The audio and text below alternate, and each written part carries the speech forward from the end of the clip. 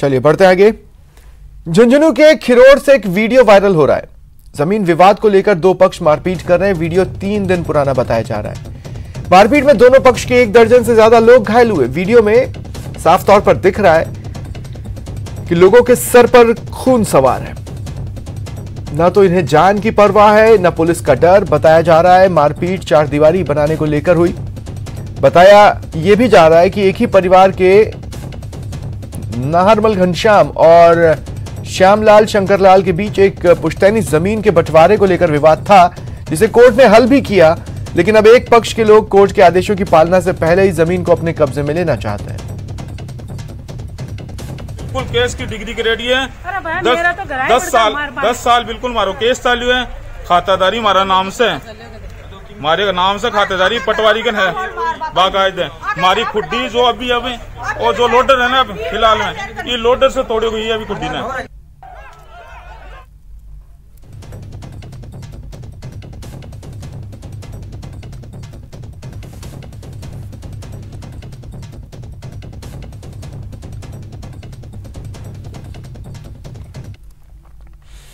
और इधर झुंझुनू सांसद नरेंद्र कुमार का बयान एक बार फिर सुर्खियां बटोर रहा है। सांसद नरेंद्र कुमार ने हाल ही में अपनी बहू के साथ एक कार्यक्रम में शिरकत की, जहां उन्होंने बेटा बहू को सुधारने के लिए नए नए टिप्स दिए। अपने भाषण के दौरान सांसद ने कहा, अगर बेटा बहू बदमाशी करते हैं तो उन्हें चुनाव लड़वा दो, वोट मांगेंगे तो खुद सुधर जाएंगे।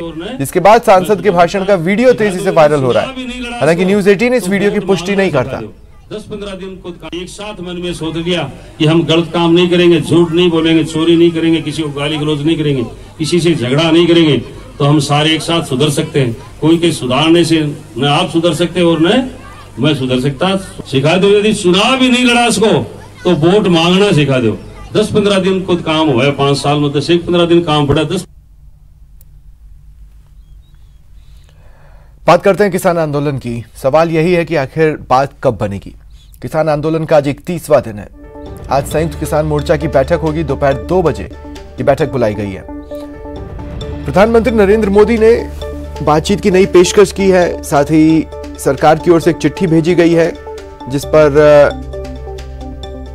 यह संयुक्त किसान मोर्चा बैठेगा, मंथन करेगा, चर्चा करेगा। पीएम के कल वाले भाषण को लेकर भी इस बैठक में बातचीत होगी और आगे की रणनीति तय की जाएगी। और इधर राहुल गांधी ने किसान आंदोलन का समर्थन करते हुए ट्विटर पर एक वीडियो पोस्ट किया है, जिसके कैप्शन में लिखा है, मिट्टी का कण कण गूंज रहा है, सरकार को सुनना पड़ेगा।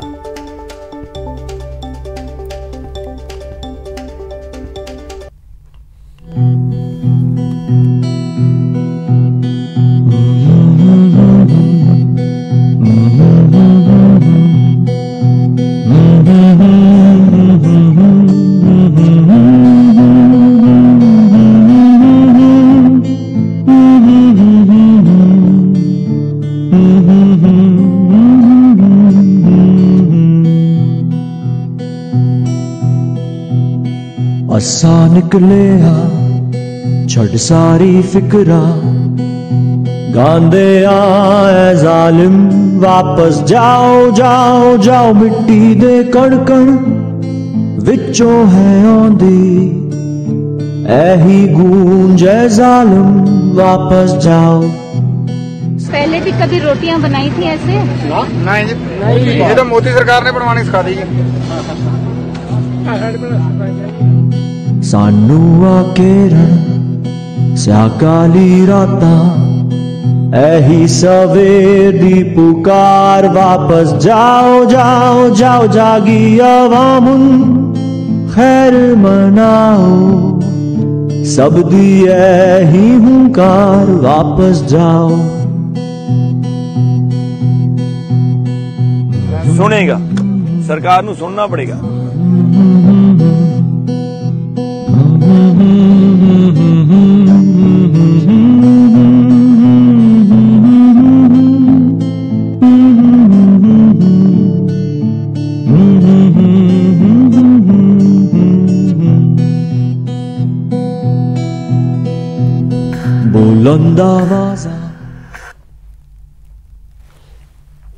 अलवर से बड़ी खबर है।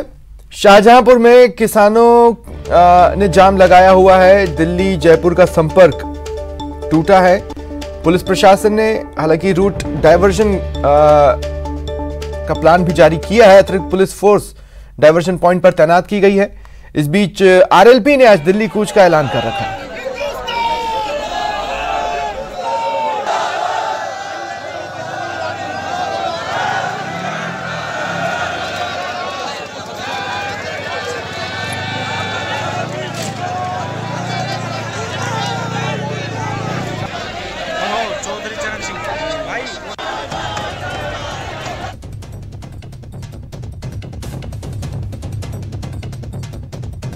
देखिए जो रूट डाइवर्ट हुआ है वो किस तरह कहां से रास्ता बनाया गया है डाइवर्ट कर, वो ग्राफिक्स के जरिए आप अपनी टीवी स्क्रीन पर देख पा रहे हैं।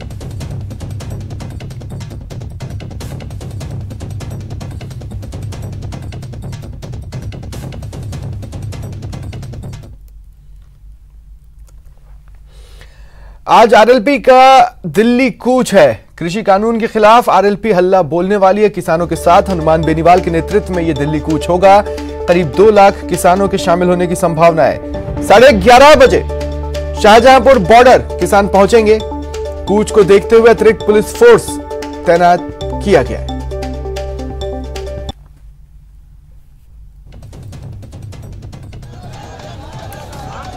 नागौर सांसद हनुमान बेनीवाल अलवर जिले के शाहजहांपुर बॉर्डर पर चल रहे किसान आंदोलन को लेकर शुक्रवार को अलवर आए और कूच की तैयारियों को लेकर किसानों से वार्ता उनकी लगातार चल रही है। हनुमान बेनीवाल ने कहा किसान आंदोलन को प्रदेश के किसान पूरी तरह समर्थन दे रहे हैं। जो किसान संगठन सबसे पहले आंदोलन कर रहे हैं उनसे वार्ता होगी, उन्हीं की वार्ता को अंतिम माना जाएगा। वहीं एनडीए को समर्थन देने के सवाल पर उन्होंने कहा कि मेरे समर्थन से अगर सरकार गिर सकती तो मैं अब तक समर्थन ले लेता, लेकिन मेरा उन्हें कोई नैतिक समर्थन नहीं है। लेकिन जितना मैं कह रहा हूं उससे अगर 5% भी कांग्रेस बीजेपी के नेता भी मिलकर लड़ाई लड़े तो आम आदमी की समस्या का समाधान हो सकता है। आपको तो जानकारी है कि 52 से लेके आज तक राजस्थान में खुद की पार्टी बना के, खुद की रजिस्टर्ड जो पार्टी, चुनाव भी लड़े, पंचायत चुनाव भी लड़े। 10 जिला परिषद मेंबर मेरे जीते राजस्थान के अंदर, 106 जगह लड़े थे। और सेकंड फेज का जब 12 जिलों में चुनाव होगा तब आप देखना हर जगह राष्ट्रीय लोकतांत्रिक पार्टी चुनाव लड़ेगी।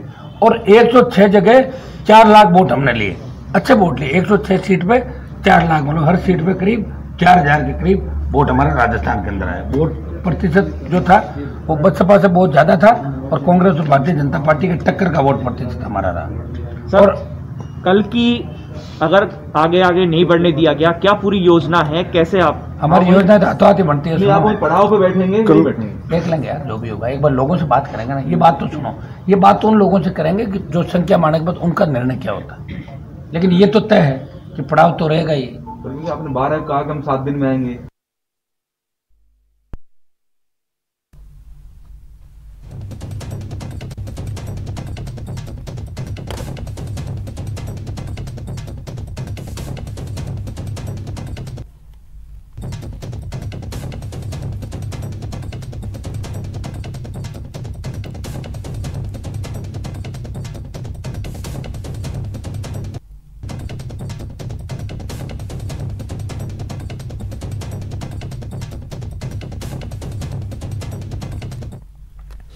खबर कोटा से। मकबरा इलाके में देर शाम 8वीं कक्षा में पढ़ने वाले एक 15 साल के छात्र की चाकुओं से गोदकर हत्या कर दी गई। वारदात में 2 और छात्र भी घायल हुए। इलाके में सनसनी फैली हुई है। मकबरा इलाके और एमबीएस अस्पताल परिसर पुलिस छावनी में बदल चुका है।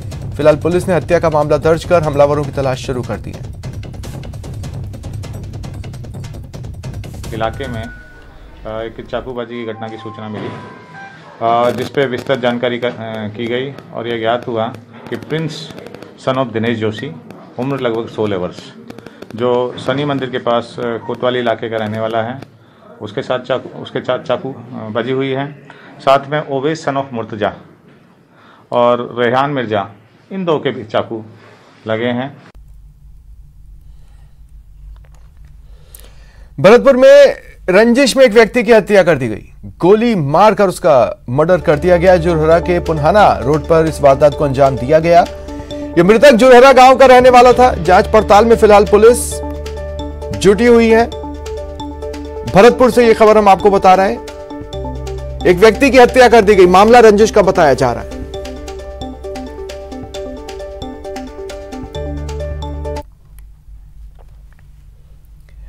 खबर कोटा से, जहां 3 स्टूडेंट्स ने ओला कैब ड्राइवर से लूट की वारदात को अंजाम दिया और फरार हो गए। पुलिस ने तुरंत एक्शन लिया, कुछ ही घंटों में कार बरामद कर ली, 2 नाबालिग भी पकड़े गए। एक स्टूडेंट फिलहाल फरार है। मामले में ओला कैब संचालकों ने विरोध भी जताया। पकड़े गए आरोपियों में सभी यूपी के मुरादाबाद के रहने वाले बताए जा रहे हैं।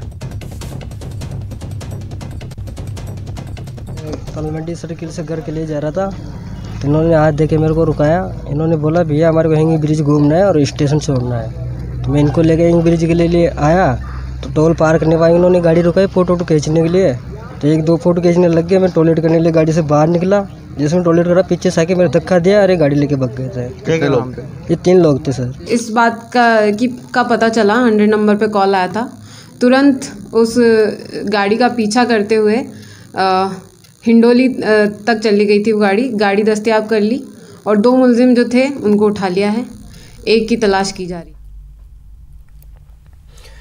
सीकर जिले के खंडेला कस्बे में 5 दुकानों के ताले टूटने से व्यापारियों में आक्रोश है। सर्दी बढ़ी, चोरों के हौसले भी बढ़ गए।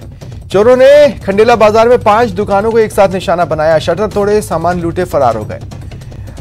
व्यापारी बाजार में एकत्रित हुए, आक्रोश जता रहे हैं। पुलिस ने मौका मुआयना कर जांच शुरू कर दी है। था तो 3:15 बजे मेरे पास फ़ोन आया कि आपकी दुकान से ताले जुड़े हुए हैं। तो मैं आया तो मैंने देखा कि शटर ऊंचा था।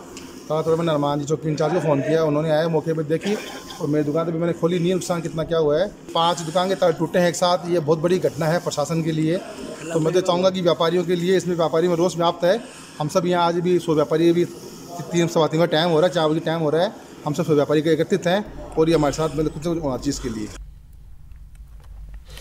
पाली में डूबने से 2 युवकों की मौत हो गई। जवाई नहर में कुछ युवक 6 इनकी संख्या नहाने गए थे, इस दौरान डूबने लगे। 2 को तो लोगों ने किसी तरह बचा लिया, लेकिन 2 डूब गए, उनकी मौत हो गई। ये दोनों सगे भाई थे।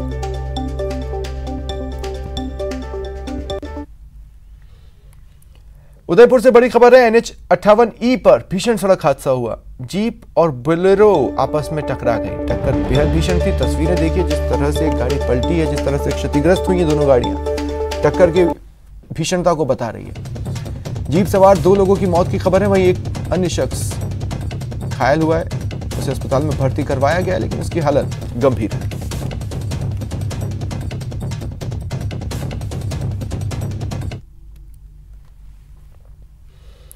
बारह में NH 27 पर रफ्तार का कहर दिखाई। कार पर से चालक ने अपना नियंत्रण खो दिया, कार बेकाबू होकर पलट गई। केलवाड़ा के खुशियारा में हादसा हुआ है।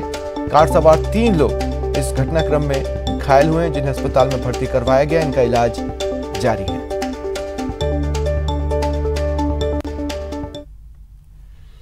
और रुकते हैं ब्रेक के लिए।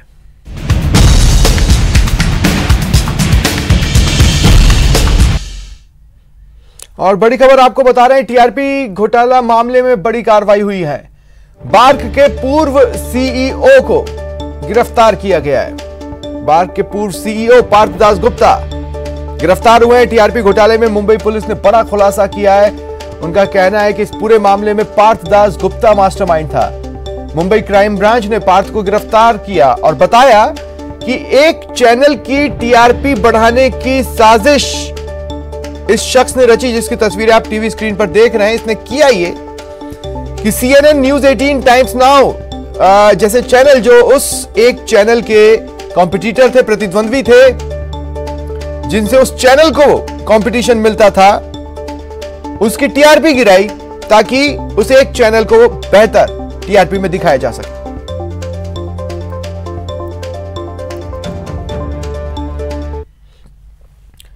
चलिए बढ़ते आगे। दौसा के लालसोट में मीडिया से बातचीत करते हुए बीजेपी सांसद जसकौर मीणा ने विपक्ष पर जमकर हमला बोला। कृषि कानून का विरोध करने वालों पर निशाना साधते हुए कहा, जो लोग विरोध कर रहे हैं वो आतंकवादियों और नक्सलवादियों से प्रभावित है। किसानों को यदि किसी ने गुमराह किया या किसानों को झूठ बोलकर बिल के विरोध में कुछ बात कही तो मुझे अफसोस है कि उस बिल को पढ़ा नहीं होगा और उस बिल को समझा नहीं होगा। मैं आज खुद किसान हूँ और इस बिल पर बहस करने के लिए मैं खुली चैलेंज करती हूँ कि कहीं भी किसानों का नुकसान हो जाए। ये कहते हैं मंडी बंद हो गई, हम कहते हैं मंडी बंद नहीं हुई। ये कहते हैं एमएसपी बंद हो गई, हम कहते हैं एमएसपी बंद नहीं हुई, बल्कि 50 से लेकर 80% तक एमएसपी को और अधिक वृद्धि की है।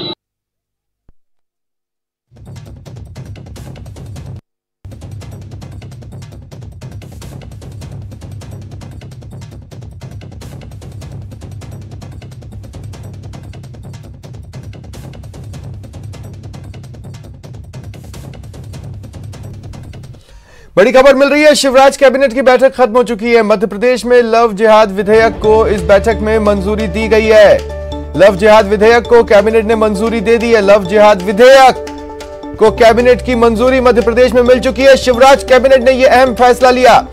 शिवराज कैबिनेट की बैठक हुई और इस बैठक में विधेयक को मंजूरी दे दी गई।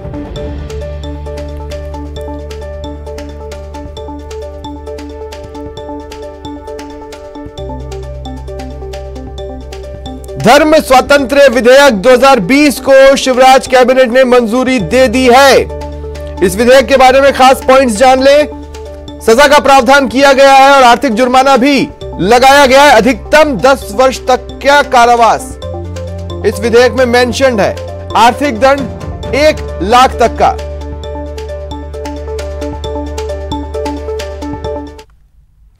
धर्म स्वातंत्र्य विधेयक 2020 आज मध्य प्रदेश की कैबिनेट के द्वारा ध्वनिमत से पारित किया गया है। इसके पारित होते ही 1968 वाला धर्म स्वातंत्र्य विधेयक समाप्त हो जाएगा। किसी भी व्यक्ति द्वारा अधिनियम का उल्लंघन करने पर 1 वर्ष से 5 वर्ष के कारावास एवं अर्थदंड जो कम से कम 25,000 होगा से दंडित किए जाने का प्रावधान है। नाबालिग महिला, अनुसूचित जाति, अनुसूचित जनजाति के व्यक्ति के साथ अधिनियम के उल्लंघन किए जाने पर 2 वर्ष से 10 वर्ष के कारावास एवं अर्थदंड जो कम से कम 50,000 होगा का प्रावधान है। जो आयोग आमजन के अधिकारों की रक्षा करते हैं, आमजन को इंसाफ दिलाने के लिए बनाए गए हैं, वो आयोग खुद अपने अधिकारों के लिए तरस रहे हैं। इस रिपोर्ट में देखिए प्रदेश के प्रमुख आयोगों का क्या हाल है। आयोगों के प्रति कब तक उपेक्षा? आयोगों के खाली पदों पर भर्ती कब? 7 आयोगों के पास नहीं स्वतंत्र भवन। 8 आयोगों में अध्यक्षों के पद खाली। 7 आयोग प्रशासकों के भरोसे। अधिकारों को तरसते आयोग। जिन पर जनता के अधिकारों की जिम्मेदारी है, आम जन के अधिकारों की रक्षा करने वाले वो आयोग ही उपेक्षा का शिकार हो जाएं, अपने अधिकारों के लिए तरस जाएं, तो फिर आम जन के अधिकारों की रक्षा कौन कर पाए?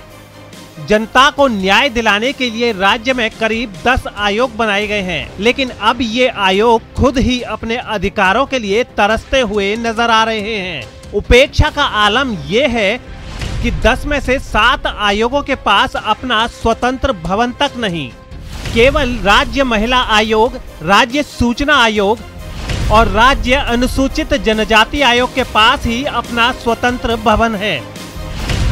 बाल संरक्षण आयोग, राज्य मानव अधिकार आयोग, राज्य अल्पसंख्यक आयोग, राज्य अनुसूचित जाति आयोग, निःशक्त जन आयोग, राज्य सफाई कर्मचारी आयोग और किसान आयोग के पास अपने भवन तक नहीं है।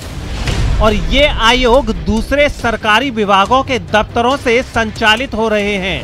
राज्य मानव अधिकार आयोग का कार्यालय शासन सचिवालय से संचालित हो रहा है। मानव अधिकार आयोग के तत्कालीन अध्यक्ष जस्टिस प्रकाश टाटिया ने राज्य सरकार को पत्र लिखकर आग्रह भी किया था कि आयोग कार्यालयों को सचिवालय से बाहर निकाला जाए, क्योंकि सचिवालय में ग्रामीण क्षेत्रों के लोग आने से ही कतराते हैं। 10 आयोग हैं, उनमें से केवल 2 आयोग में अध्यक्ष है और वो 2 आयोग हैं बाल आयोग, CPCR, state commission for the protection of child rights, और राज्य सूचना आयोग। राजस्थान सरकार ने जो 10 आयोग हैं उनमें से 1 या 2 आयोग में ही पूर्णकालीन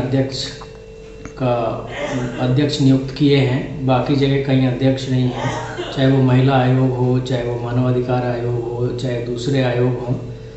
सूचना आयोग में जरूर नियुक्तियां हुई हैं। तो एक तरीके से ये बहुत राज्य सरकार का गैर जिम्मेदाराना कदम है। आयोग के पास केवल स्वतंत्र भवनों का ही अभाव नहीं है, बल्कि इन आयोगों में पद अधिकारियों का भी खासा टोटा है। 10 में से 8 आयोग बिना अध्यक्षों के संचालित हो रहे हैं।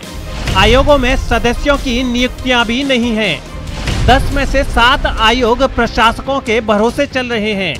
राज्य महिला आयोग में अध्यक्ष और सभी सदस्य पद, राज्य मानव अधिकार आयोग में कार्यवाहक अध्यक्ष और 2 सदस्य, राज्य अल्पसंख्यक आयोग में अध्यक्ष और 4 सदस्य, राज्य अनुसूचित जाति आयोग में अध्यक्ष और 1 सदस्य, राज्य अनुसूचित जनजाति आयोग में अध्यक्ष और 1 सदस्य, निःशक्त जन आयोग में अध्यक्ष पद और 1 सदस्य, राज्य सफाई कर्मचारी आयोग में अध्यक्ष और 6 सदस्य, राज्य किसान आयोग में अध्यक्ष और 8 सदस्यों के पद अभी तक खाली पड़े हैं। देखिए, राजस्थान के अंदर जितने भी आयोग हैं और प्राधिकरण हैं, इनमें अभी भी बहुत सारे पद खाली हैं।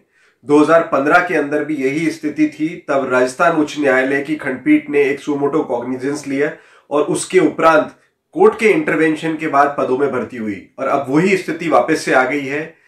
बहुत सारे आयोग हैं, ट्राइब्यूनल्स हैं जिनमें पद खाली पड़े हैं और बहुत सारे ट्राइब्यूनल्स के पास अभी कोर्ट परिसर नहीं है, कमरे नहीं है जहां से वो फंक्शन कर सकें। आयोगों में नियुक्तियों को लेकर हाईकोर्ट भी कई बार राज्य सरकार से जवाब तलब कर चुका है, लेकिन खाली पद अभी तक नहीं भर पाए हैं। ऐसे में लोगों को जल्द न्याय मिले तो मिले कैसे? दिनेश शर्मा, न्यूज़ 18 जयपुर। बात करते हैं माकन के मिशन मरुधरा की। आज अजय माकन कोटा दौरे पर रहेंगे। कांग्रेस का संवाद कार्यक्रम है आज। हाड़ौती में मंत्रियों से इस दौरान वो फीडबैक लेंगे। हाड़ौती संभाग के कार्यकर्ताओं से सीधा संवाद करेंगे। पीसीसी चीफ गोविंद सिंह डोटासरा और मंत्री शांति धारीवाल भी मौजूद रहेंगे। हाड़ौती संभाग के नेताओं का वो मन टटोलेंगे। हालांकि इस वक्त कांग्रेस में कोटा में काफी पॉजिटिव वाइब्स हैं, खासकर निकाय चुनावों में जिस तरह से प्रदर्शन रहा और जिस तरह से वन मैन आर्मी की तरह मंत्री शांति धारीवाल ने वहां पर अपनी कद्दावर शख्सियत का परिचय दिया। और ज्यादा जानकारी के लिए बात करते हैं सहयोगी शाकिर अली से। शाकिर, क्या अपडेट्स हैं?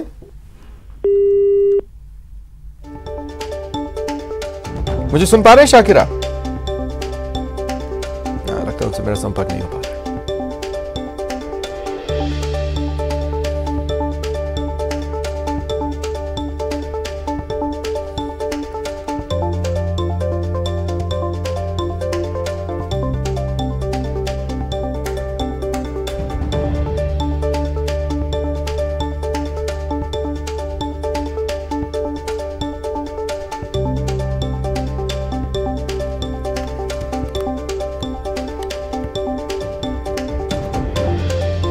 और एक बार फिर आपको बता दें, आज आरएलपी का दिल्ली कूच का कार्यक्रम है। केंद्र के जो कृषि कानून है उसके विरोध में आरएलपी हल्ला बोल रही है। आखिरकार आरएलपी हल्ला बोल रही है। हनुमान बेनीवाल के नेतृत्व में यह दिल्ली कूच होगा। करीब 2 लाख किसानों के शामिल होने की संभावनाएं हैं। 11:30 बजे शाहजहांपुर बॉर्डर किसान पहुंचेंगे। इनका जो कार्यक्रम है उसके हिसाब से, यानी अब से ठीक 8 मिनट बाद किसान शाहजहांपुर बॉर्डर पहुंचेंगे। कूच को देखते हुए इलाके में अतिरिक्त पुलिस फोर्स वहां पर तैनात कर रखा है। और चलिए सीधा चलते हैं सहयोगी बाबूलाल के पास। बाबूलाल, क्या तस्वीर है?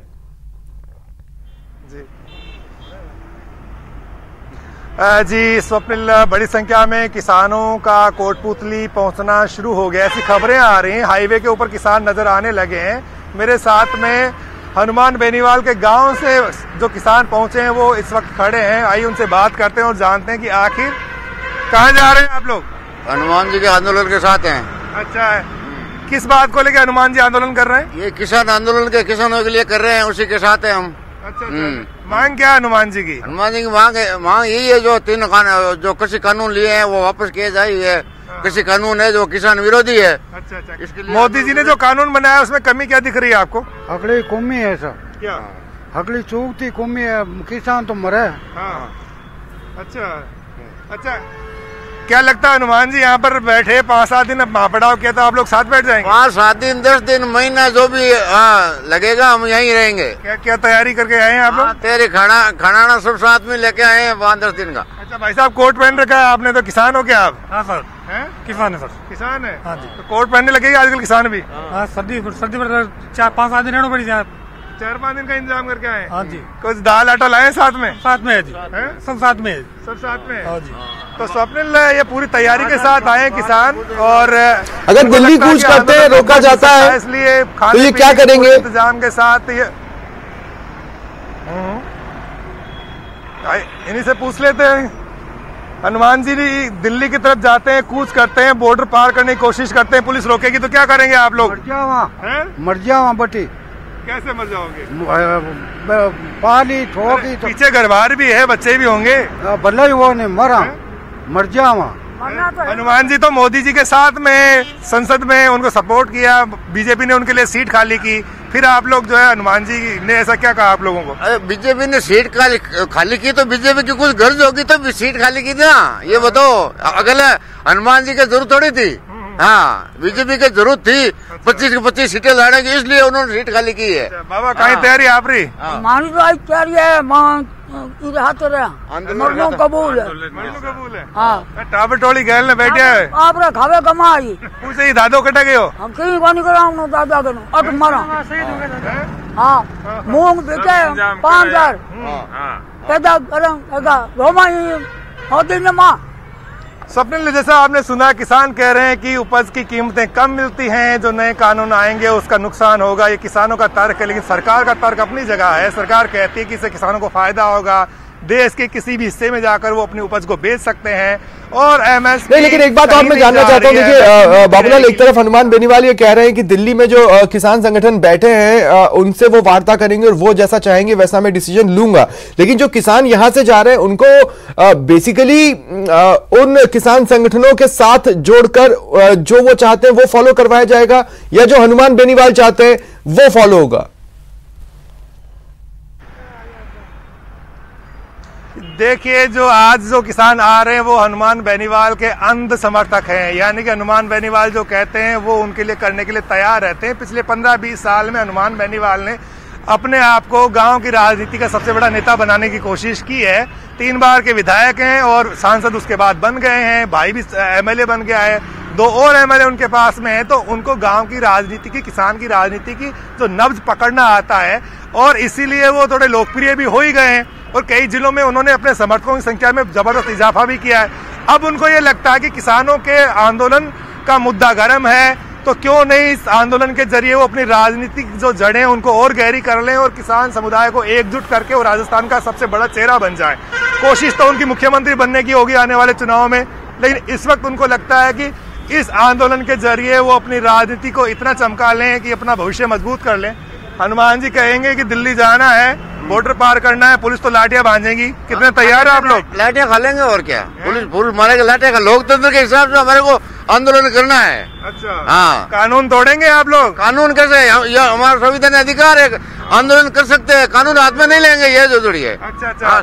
तो बाबा घर वालों को क्या बोल के आए हो? घर वाला ने की मजा करो था। अच्छा, बेचारियां भूखा थी, सब मरो तो मरो, माँ तो बट जा बट खाना मिल जाएगा, तैयारियां पूरी है, सब लोग आए जो साथ के, वो सब तैयारियां। अच्छा, सारे इंतजाम है। इसलिए स्वप्निल, इनको लगता है कि यहाँ आज जो किसान आ रहे हैं ये सब अपने खाने पीने का इंतजाम करके आ रहे हैं, यहाँ पर लंगर चलेगा तो कहीं दिक्कत आने वाली नहीं है। और इस वक्त यानी कि रबी की क्रॉप जो है वो यानी कि गेहूं की फसल की बुआई हो चुकी है। राजस्थान में अधिकतर अब फव्वारे से सिंचाई होती है, जहाँ पर पानी बचा हुआ है। अधिकतर तो डाक जोन है, बहुत कम खेती हो रही है, लेकिन जो नहरी इलाका है वहां पर कोई दिक्कत है नहीं रात के पानी देने की। तो किसान के पास अभी वक्त भी है, छुट्टियां चल रही है, तो नौजवान जो लेकिन एक रिएक्शन मैं चाहता हूं बाबूलाल, संक्षिप्त में अगर हो सके तो आप इन किसानों से बात करें, कहें कि एक तरफ मोदी जी और केंद्र सरकार कह रही है कि दिल्ली के बाहर जो डटे हुए हैं वो तो किसान है ही नहीं, पहले खालिस्तानी कहा, कांग्रेसी कहा, फिर बीच बीच में मार्क्सवादी जैसे शब्द आए, फिर शाहीन बाग जैसे शब्द आए। वो तो कह रहे हैं वो किसान है ही नहीं, वो कह रहे हैं फायदा पहुंचेगा। बिल्कुल, ये जो नेता ये कहते हैं कि बिल्कुल स्वप्निल, मैं किसानों से जानता हूं, कई पार्टियों के नेता ये कहते हैं कि ये जो धरना दे रहे हैं किसान नहीं है, ये दूसरी पार्टियों के नेता हैं, उकसा रहे हैं, कोई क्या है कोई क्या है। कोई पार्टी का नेता नहीं, नेता मांगत देने वाला है। अच्छा, जो धरने पे जा रहे सारे किसान ही हैं? हाँ, सब किसान सब किसान। नागौर से यहाँ तक मेरी बार लेन लगी हुई है गाड़ियों की, हाँ लेन लगी है नागौर से यहाँ तक की लेन लगी हुई है गाड़ियों। कितने लोग आ जाएंगे आज बेनीवाल जी के साथ? आज कम से कम 2 लाख के पार होंगे। हाँ, स्वप्निल, आंकड़ा बहुत बड़ा है, लेकिन क्योंकि जब इनकी अपने नेता में श्रद्धा और आस्था इतनी बड़ी है तो फिर ये तो दावा बढ़ चढ़ करके ही करेंगे। इनको लगता है कि 2 लाख लोग आ जाएंगे। बाबूलाल, फिलहाल तमाम जानकारी के लिए शुक्रिया, आगे भी आपसे तमाम अपडेट्स लेते रहेंगे। फिलहाल इतना ही, नमस्कार।